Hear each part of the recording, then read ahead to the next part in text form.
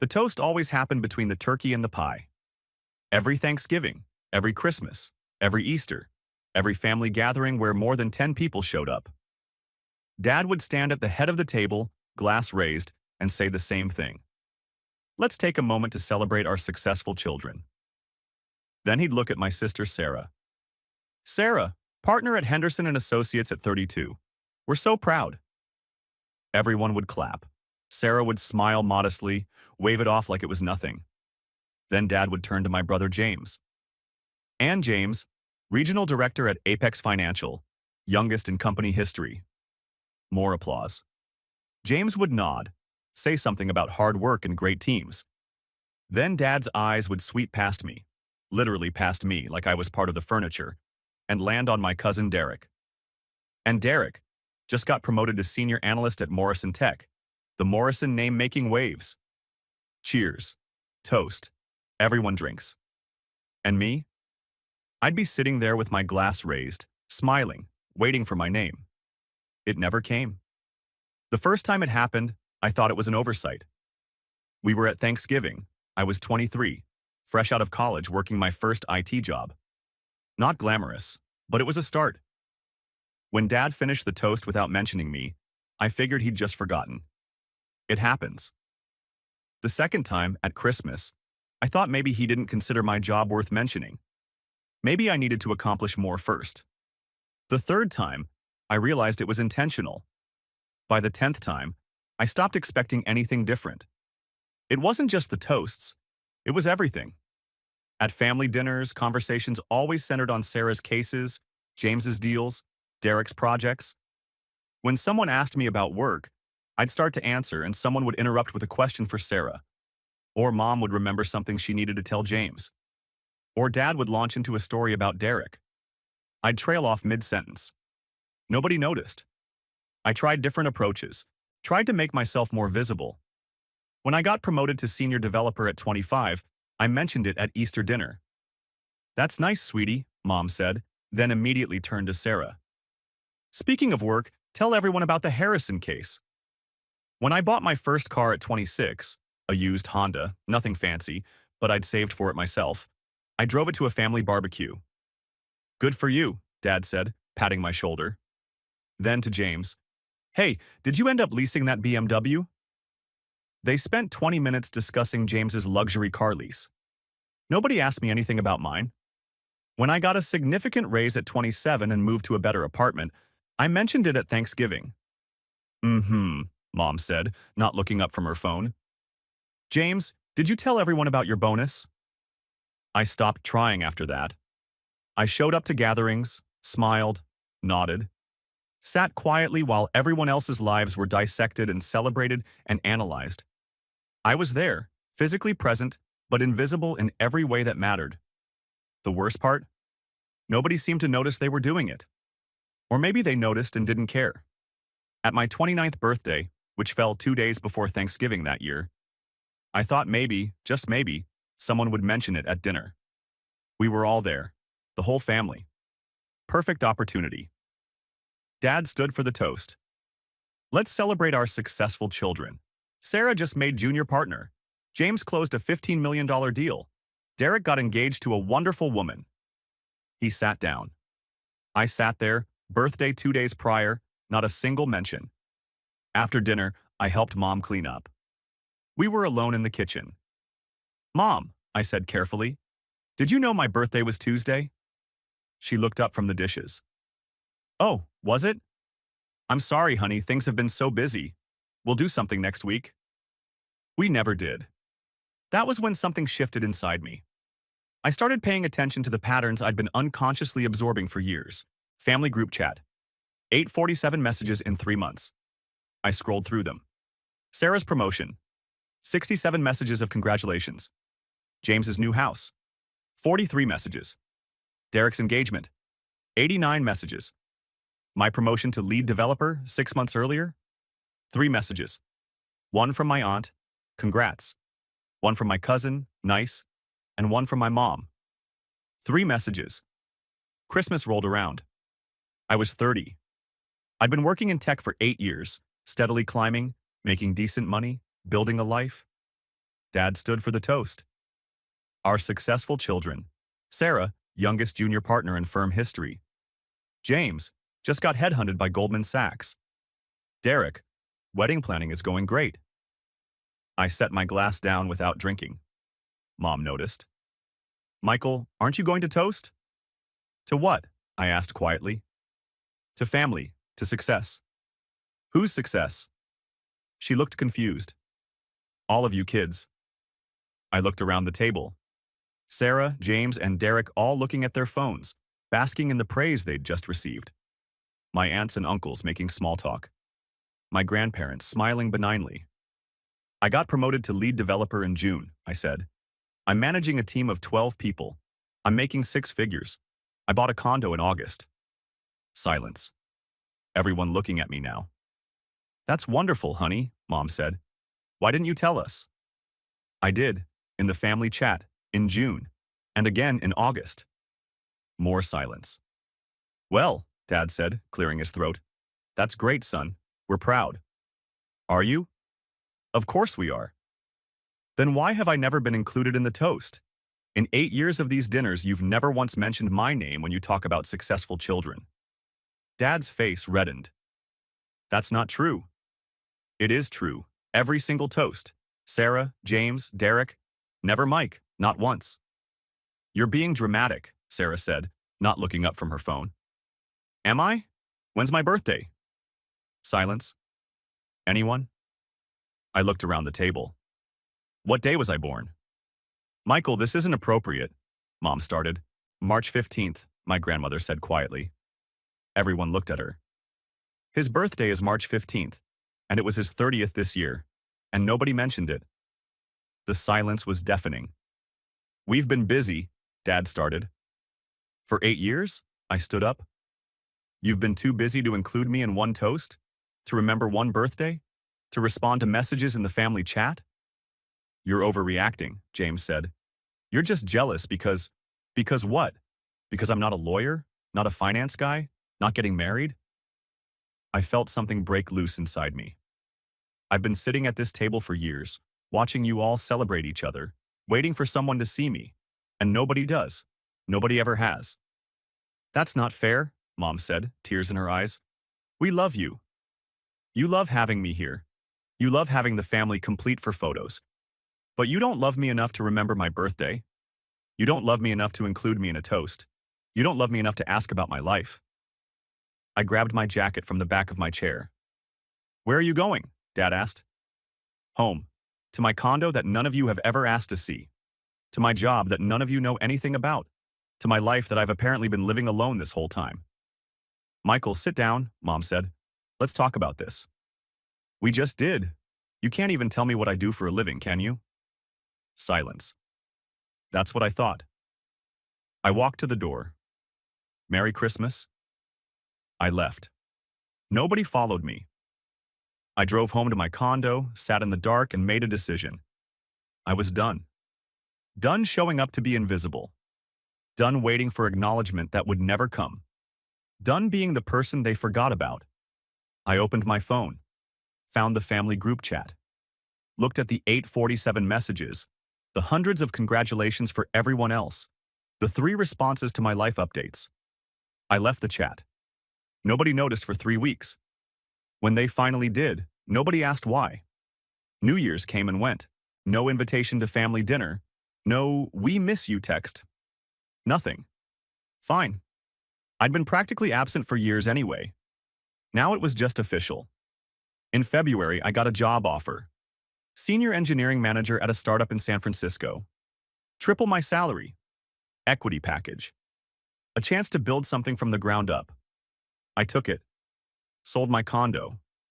Packed my car. Drove across the country to a city where nobody knew me and nobody had expectations. I didn't tell my family I was moving. Didn't announce it. Just went.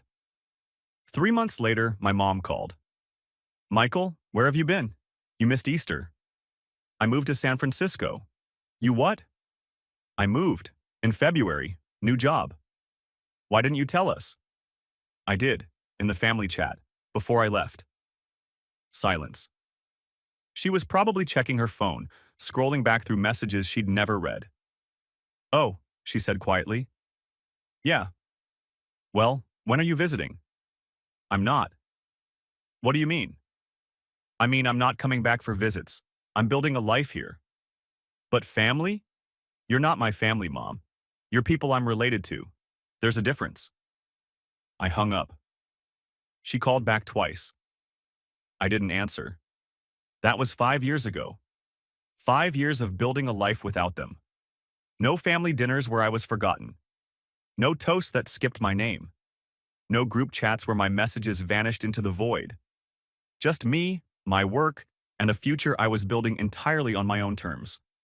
I didn't know they'd forgotten about me so completely that they'd miss what came next. But they would. They all would. San Francisco was exactly what I needed. A place where nobody knew me, nobody had expectations, and success was measured by what you built, not by what your family thought of you. The startup, NextGen Analytics, was 3 people in a cramped office when I joined. The founder, 1 other engineer, and me. We were building AI-powered data analytics software for enterprise clients. The kind of thing that sounded boring but solved real problems for big companies. I threw myself into work. 70-hour weeks, nights, and weekends. Not because I had to, but because I finally had something that was mine. Something where my contributions mattered. Where people noticed when I solved problems. 6 months in, the founder called me into his office. "Mike, I'm promoting you to VP of Engineering." I stared at him. "We have 5 employees. 6 now. And we're about to hire 20 more. I need someone to build and lead the engineering team. That's you." No family to tell. No group chat to post in. Just me and a title that meant something. We grew fast. The software worked. Companies needed it. We landed our first major client, a Fortune 500 manufacturing company. Then another. Then 5 more. 2 years in, we raised a Series A, $15 million. I owned 8% of the company. I was a millionaire on paper. Nobody from my past life knew. Year 3, we hit $10 million in revenue. Hired 50 more people. I was managing a team of 30 engineers, building features that companies were paying 6 figures annually to use. I got good at it. Really good. Not just the technical side, the leadership, the vision, the ability to see what companies needed before they knew they needed it. We raised a Series B, $45 million. My equity was now worth $8 million. I bought a house in Palo Alto. Nice place, nothing ostentatious, but mine. Earned with work that people actually valued. Year 4, revenue hit $50 million. We were growing 300% year over year. Companies were begging to use our software. The founder pulled me aside one day. "Mike, I'm stepping back, taking a chairman role. I want you to be CEO." "What?" "You've been running this company alongside me for 3 years. You know it better than anyone. The board agrees. If you want it, it's yours." I became CEO at 34, of a company worth $120 million. Still no contact with my family. I'd changed my number after the second year. Deleted social media. They probably thought I'd disappeared into obscurity. Year 5 was when everything exploded. We landed a contract with 3 of the top 10 Fortune 500 companies. Revenue projected to hit $100 million. We started acquisition talks with 2 competitors. Then came the Series C, $80 million at a $200 million valuation. My equity was now worth $28 million. The tech press noticed.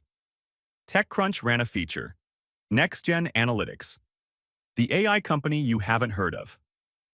That's revolutionizing enterprise data, Forbes called.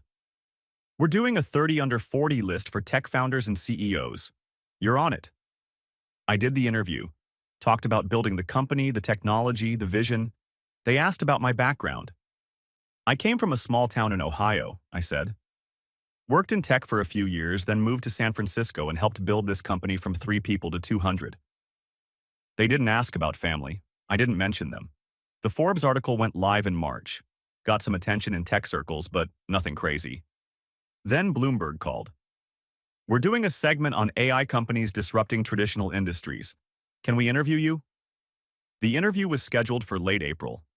I thought it would be a small thing. 10 minutes on Bloomberg Technology, maybe a few thousand views. I was wrong.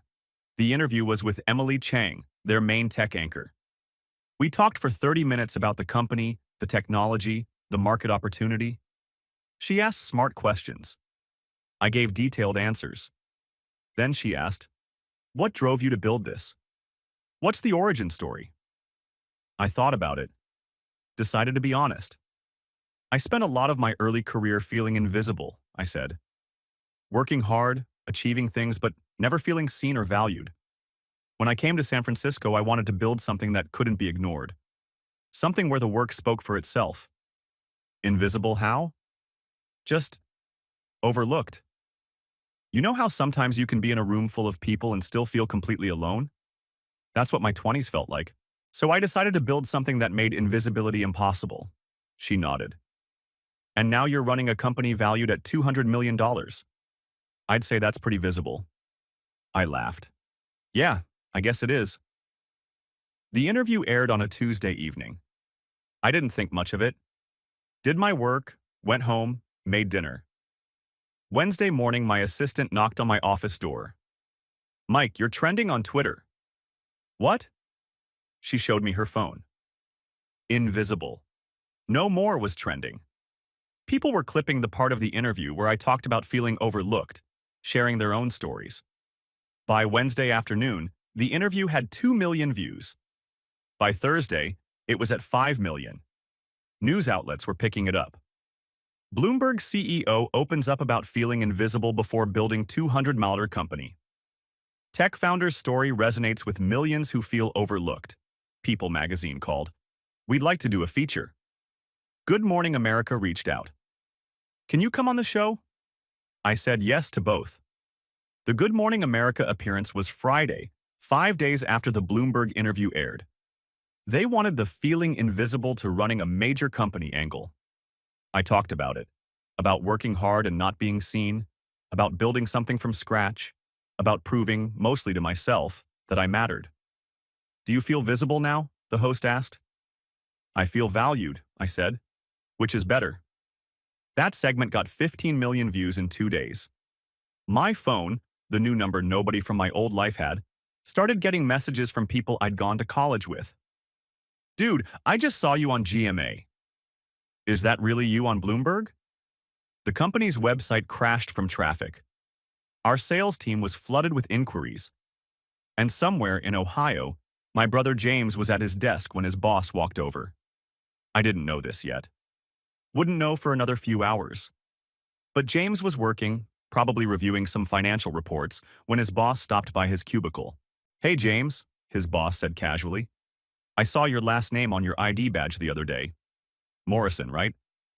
"Yeah," James said, not looking up from his screen. "Any chance you're related to Mike Morrison?" James's hands froze on his keyboard. "Who?" "Mike Morrison. The Mike Morrison. The guy from that Bloomberg interview this week? The one everyone's talking about? CEO of Next Gen Analytics?" James's stomach dropped. He pulled out his phone with shaking hands. Typed my name into Google. Michael Morrison, Next Gen Analytics. The first result was my Bloomberg interview. 2 million views. Second result. Forbes. 30 under 40 profile. Photo of me in a suit I'd bought last year. Third result. TechCrunch feature with the headline, "How Mike Morrison Built a $200 million Company in 5 Years." Fourth result. Good Morning America segment from This Morning. His boss stood there, waiting for an answer. James scrolled through article after article, his face going progressively whiter. CEO. $200 million valuation, featured in Forbes, Bloomberg, Good Morning America, his little brother, the one they'd forgotten to toast, the one whose messages had gone unread, the one who disappeared 5 years ago. "James," his boss prompted. "You okay? Do you know him?" James looked up from his phone, mouth dry. That's my brother." "Your brother? Why didn't you say anything? That's incredible. We use NextGen at the company level. The CEO mandate from last year. That's your brother's software?" James realized with dawning horror that yes, the company he worked for, Apex Financial, where he was regional director, had indeed rolled out next-gen analytics last year. He'd used it almost daily, logged into software his brother had built, and he'd never known. We're not really in touch, James managed. Oh, that's too bad. Well, hey, if you ever reconnect, tell him we love the product. Changed how our whole analytics team works. His boss walked away. James sat there staring at his phone, at my face on his screen. Professional photos, interviews, articles calling me one of the most innovative tech CEOs under 40. His phone buzzed. Text from Sarah. James, call me now. Then from Derek. Have you seen this? Then from Mom. Is this your brother? Then from Dad. Call me immediately. His phone started ringing. Dad calling. Then Sarah calling on the other line. Then Mom. Then Derek. James's hands were shaking so badly he could barely hold his phone. He stepped outside, called Dad back. Did you know about this? Dad's voice was sharp. About what? About Michael, about his company, about him being on television. I just found out. My boss just asked if I was related to him. Your boss knows about him? Who else knows? Dad, it's all over the news. Bloomberg, Good Morning America, everywhere. He's running a company worth $200 million. Silence on the line. $200 million, Dad repeated quietly. Yeah. And we had no idea. No. More silence. He never told us, Dad said. He tried to tell us, for years. We just never listened. James heard his father's breath catch. The family group chat, Dad said. Is he still in it? I don't know. I haven't checked. Check. James opened the chat, scrolled up through months of messages, saw his name missing from the member list. He left, James said. Years ago, probably. I never noticed. Find his number. We need to call him. Dad, I don't have his number. He changed it. Then find it. Contact the company. Something. We need to talk to him. I don't think he wants to talk to us. He's our son, our brother. Of course he wants to talk to us. James looked at his phone screen, at the Bloomberg interview still paused on my face. At the title underneath, CEO who felt invisible builds $200 million company. I don't think he does, Dad, James said quietly. I really don't think he does. By that evening, I had 47 missed calls from numbers I didn't recognize. My assistant came into my office looking overwhelmed. Mike, I've had 17 calls today from people claiming to be your family. They're very insistent about talking to you. I looked up from my laptop. Did they say which family? Your parents, your siblings, your cousins? They all want to talk to you about the Bloomberg interview. I sat back in my chair. So they'd seen it. All of them.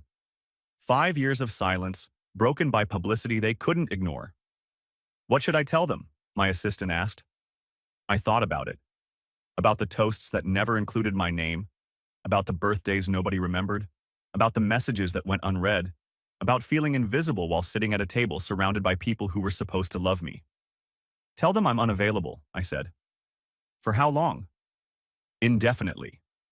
She nodded and left. I turned back to my laptop and got back to work. I had a company to run. And for the first time in my life, I didn't need anyone's validation to know I was doing something that mattered. Not even theirs. Especially not theirs.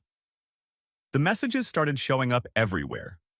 My old email address, the one I hadn't checked in 3 years, flooded with 89 unread emails from family members. LinkedIn. Suddenly I had connection requests from Sarah, James, Derek, 3 aunts, 2 uncles, and my parents, all within the same hour. The company's general contact form. My assistant forwarded me 5 messages from people claiming to be family, asking me to call them urgently. Even Instagram, which I'd barely used since college. My old account had 17 DM requests waiting. I ignored all of it. 2 days after the Good Morning America appearance, my assistant knocked on my door again. Mike, your father is in the lobby. He says he flew here to see you and he's not leaving until you talk to him. I looked up from my laptop.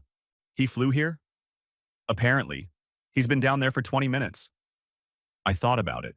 About making him sit there. About having security escort him out. About 5 years of not hearing from him until I was on television. Tell him I'll be down in 10 minutes.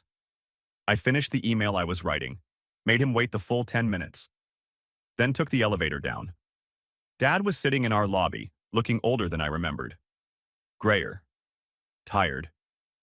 He stood up when he saw me, relief flooding his face. Michael, thank God. I was worried you wouldn't see me. I almost didn't. What are you doing here? I needed to talk to you, to see you. We saw the interviews and suddenly you remembered I exist. He flinched. That's not fair. Isn't it? I crossed my arms. You didn't know where I lived, didn't know what I did for a living, didn't know I was CEO of a company.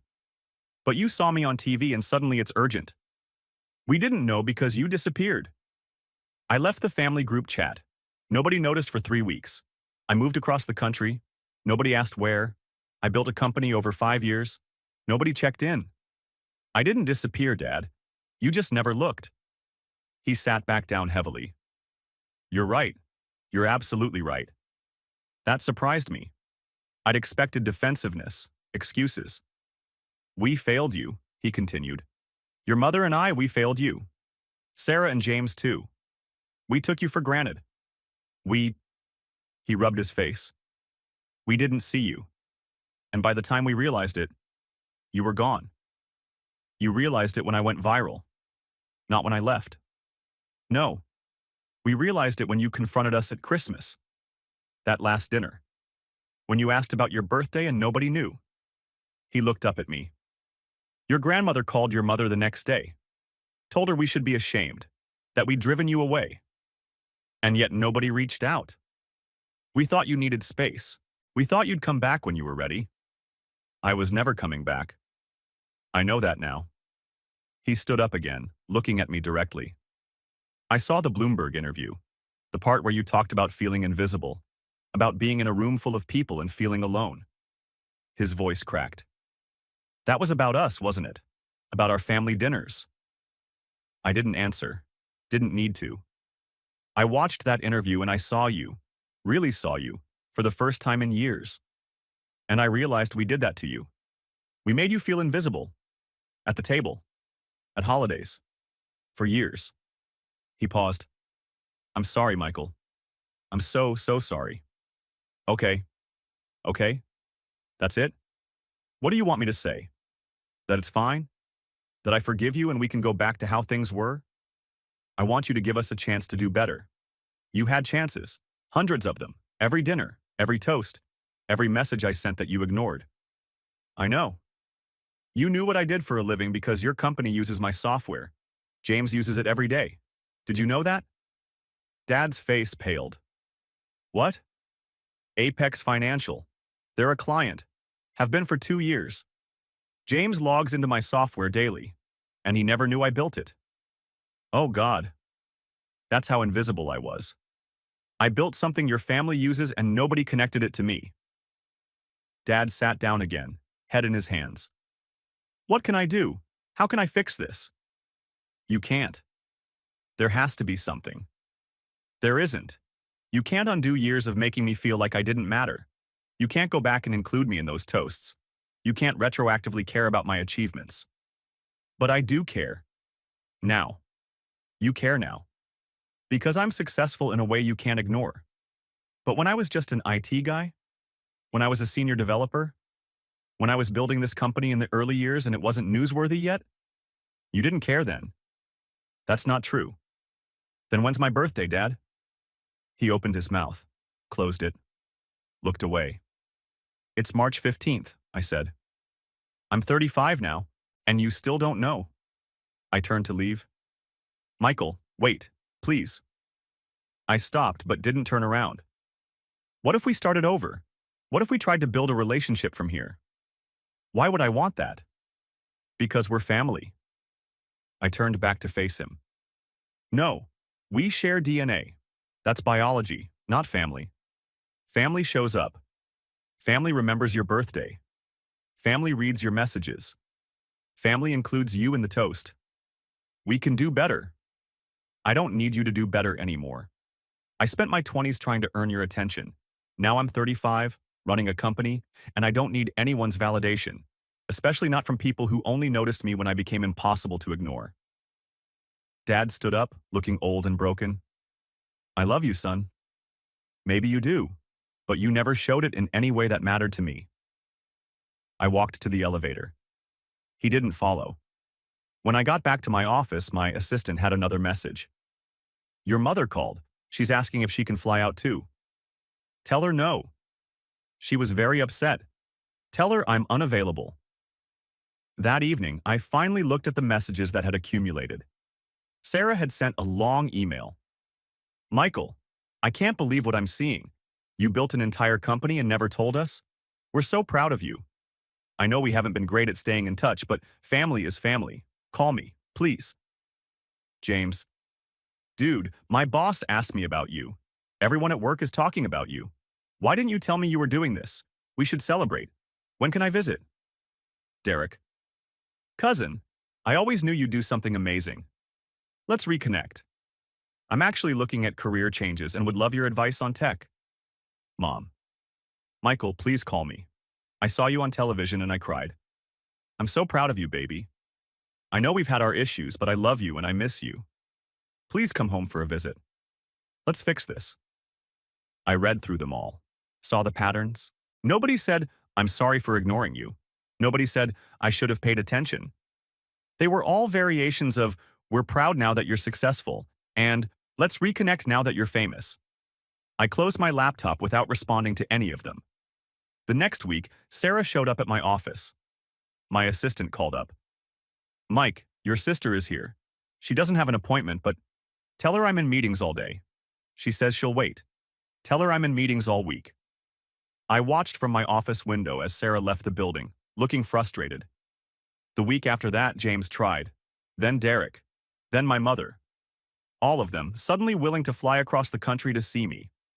None of them had visited when I lived 3 hours away in Ohio. I didn't see any of them. A month after the interview aired, I got an email that actually made me pause. It was from my grandmother.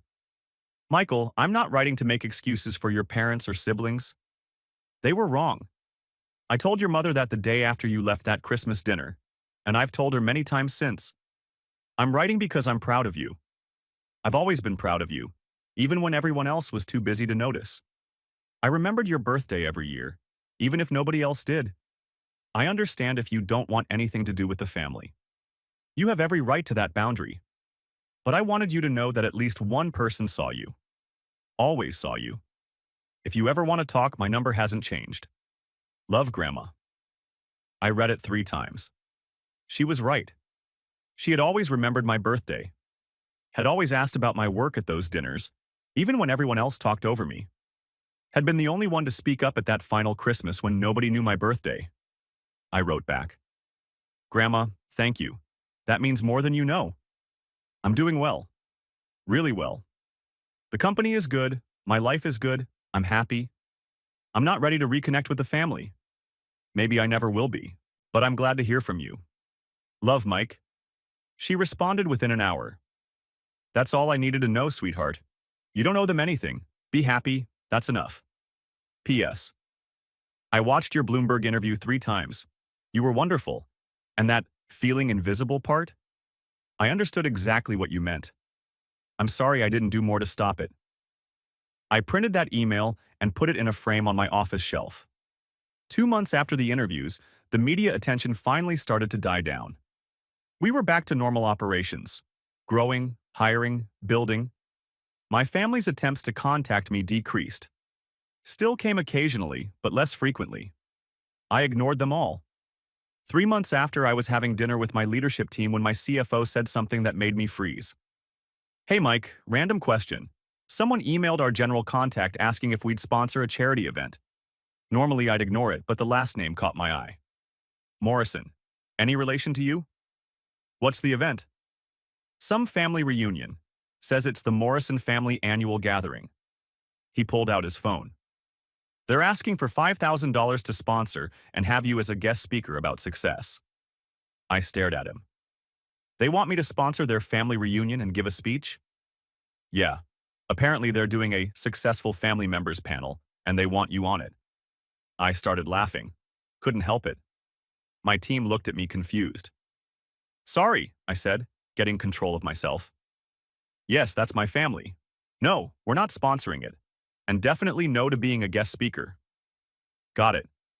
Want me to send a polite decline? Send whatever you want. I don't care. But later that night, alone in my house, I thought about it.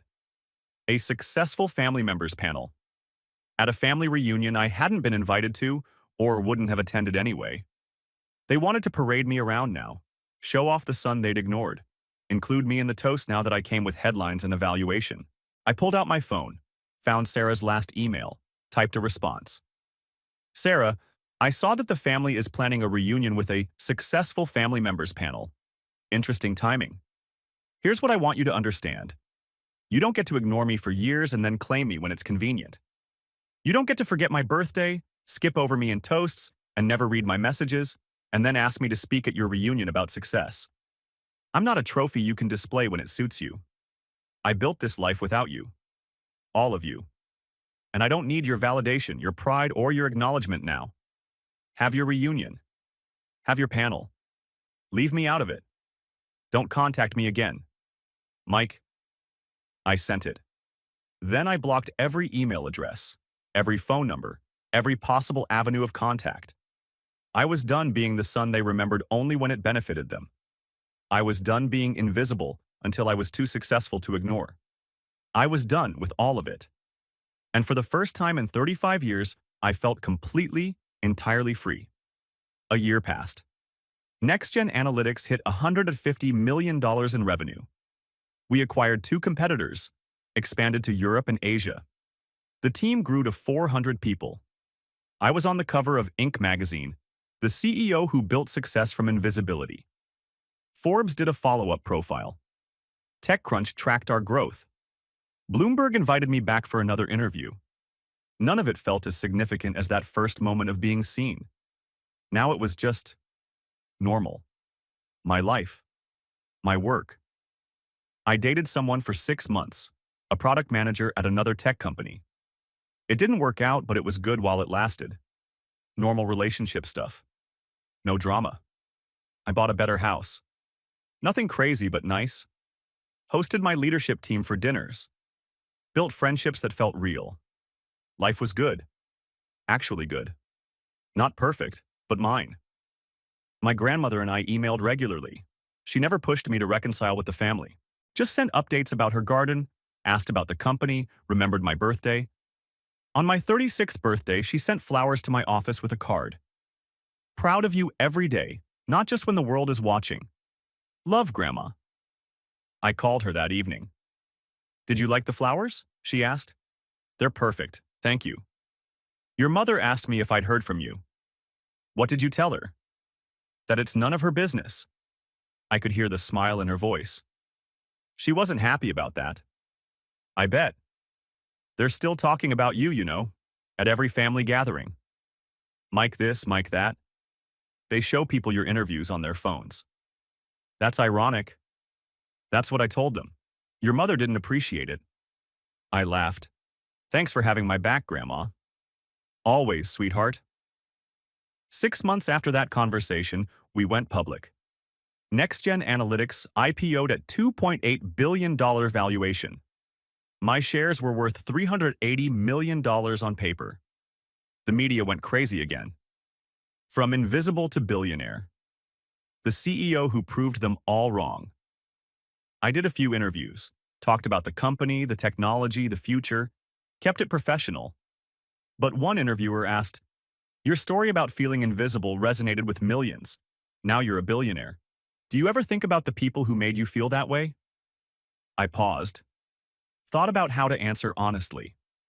I think about them sometimes, I said, but not in the way you might expect. I don't think about revenge or proving them wrong. I think about how their inability to see me was never actually about me. It was about them, their values, their priorities, what they chose to pay attention to. Do you have a relationship with them now? No. Any plans to reconcile? No. Some bridges don't need rebuilding. Some distances are healthy. Any regrets? About leaving? None. My only regret is that I didn't leave sooner. That interview clip went viral too. Billionaire CEO, some distances are healthy. The comment section was split. Half the people saying I was right to maintain boundaries. Half saying family is family and I should forgive. I didn't read most of them. Didn't need to. 2 weeks after the IPO, I got a letter. Physical mail, forwarded from my old Ohio address to the company. The return address was my parents' house. I almost threw it away. But something made me open it. Inside was a handwritten letter from my mother. Michael, I don't expect you to respond to this. I don't even know if you'll read it. But I needed to write it anyway. I've spent the last year and a half thinking about what we did to you. How we made you feel. The toasts that didn't include your name, the birthdays we forgot, the messages we ignored. Your father and I have been to therapy, together and separately, trying to understand how we failed so completely as parents, how we could sit at a table with you and not see you. The therapist asked me to describe each of my children. I talked about Sarah for 20 minutes, her cases, her achievements, her personality. I talked about James for 15 minutes, his career, his goals, his success. When she asked about you, I stopped. I realized I couldn't tell her who you were. Not really. I knew facts. You worked in tech. You moved to San Francisco. But I didn't know you. Your interests. Your values. What made you happy or sad or angry?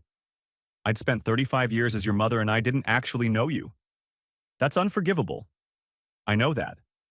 I'm not writing to ask for forgiveness. I'm writing because I want you to know that I see it now. I understand what we did. And I'm sorry. More sorry than I can ever express. I know sorry doesn't fix anything. It doesn't undo the toasts or remember the birthdays or make you feel seen all those years you were invisible to us. But I wanted you to know that I finally see you. Even if it's too late. Even if you never want anything to do with me again. I see you, Michael. And I'm sorry it took losing you to open my eyes. If you ever decide you want contact, any kind of contact, I'll be here. But I understand if that never happens. You don't owe me anything. I hope you're happy. I hope your life is everything you wanted it to be. Love, Mom. I read it twice. It was better than the other attempts. More honest. Actually acknowledged what they'd done instead of just asking for reconciliation. But it was also 18 months too late. And a therapy session too calculated. I put the letter in a drawer and didn't respond. A month later, I was speaking at a tech conference in Chicago, an hour from where my family lived. I didn't tell anyone I'd be there. After my keynote, I was walking through the convention center when someone called my name. Mike? I turned. James was standing there in a suit, conference badge around his neck. We stared at each other for a moment. I didn't know you'd be here, he said. Business conference, I'm speaking. I was in the audience. He looked uncomfortable. You were great. Really great. Thanks. Awkward silence. Can we talk? He asked. Just 5 minutes? I looked at him. My brother, who used to be taller than me but somehow seemed smaller now.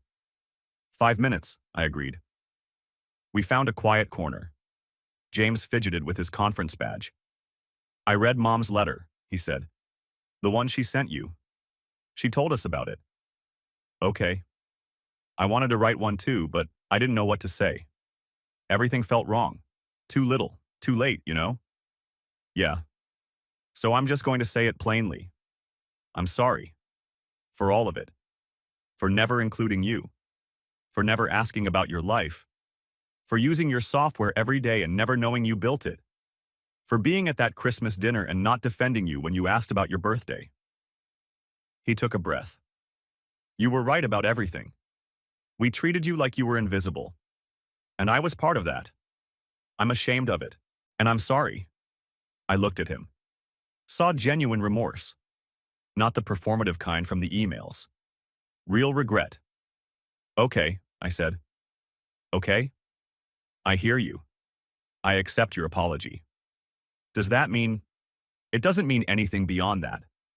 I accept that you're sorry. That doesn't mean I want a relationship. His face fell, but he nodded. I understand. Do you? I think so. We hurt you for too long. Sorry doesn't fix that. No, it doesn't. Is there anything I could do? Anything that would... No, James, there isn't. This isn't something you can fix with a gesture or a conversation. You can't retroactively care about me. I did care. You didn't show it, and showing it is what matters. He was quiet for a moment. You're right. I know. For what it's worth, I think about it a lot, about how we treated you. I see it now in a way I didn't before, and I feel sick about it. That's your burden to carry, not mine. He looked at me with something like surprise. You're not angry. I was, for a long time. But anger is exhausting. Now I'm just indifferent. You're my brother biologically, but that's it. We're not family in any meaningful way. Could we be? Ever? I don't know. Maybe. But not now. Not soon. Maybe not ever. That's fair. He extended his hand. Thank you for talking to me. I shook it. Take care of yourself, James. You too, Mike. I walked away. Felt nothing except maybe a small sense of closure. That evening, on the flight back to San Francisco, I thought about the last 18 months. The interviews, the company going public, the letters and visits and attempts at reconciliation. All of it because I'd become impossible to ignore. But the thing they never understood was that I'd stopped needing their attention years ago. I'd built a life that made me happy, a company that mattered, friendships that were real, a grandmother who'd always seen me. I didn't need them to be proud of me now. I didn't need them to include me in the toast. I didn't need anything from them at all. And that was the real success. Not the money or the company or the media attention. The success was being genuinely, completely okay with their absence. 3 months later, I was having dinner with my leadership team when my phone buzzed with an email from Grandma. Michael, your mother asked me to forward you something. I told her I wouldn't unless you said it was okay. It's a photo from this year's Christmas dinner. She wanted you to see it. Let me know if you want me to send it. Love, Grandma, I wrote back. You can send it. A minute later, the photo came through. It was my family at Christmas dinner. All of them at the table. Dad standing with his glass raised. Grandma had included a caption from my mother. This year's toast included your name. Dad said, our successful children, Sarah, James, and Michael, who taught us what really matters. I thought you should know. I looked at the photo for a long time. They'd finally included me in the toast. 18 months too late. After I'd become a billionaire. After I'd been on television. I deleted the email and put my phone away. Turned back to my team, my friends, the people who'd seen me long before the world did. Sorry about that, I said. Where were we? And we continued our dinner, talking about the next product launch, the next milestone, the next goal. Building something that mattered. Together. Seen. Valued. Finally, actually, completely home.